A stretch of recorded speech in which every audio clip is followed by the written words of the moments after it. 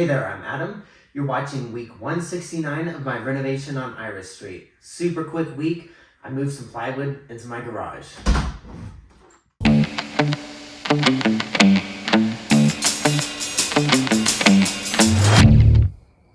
Remember when I moved all this plywood downstairs? Yeah, me too.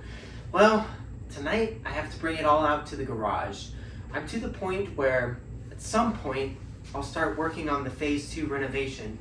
This will become a bedroom, but also I have room in my shop now that all the appliances and junk that I had in there has been moved out.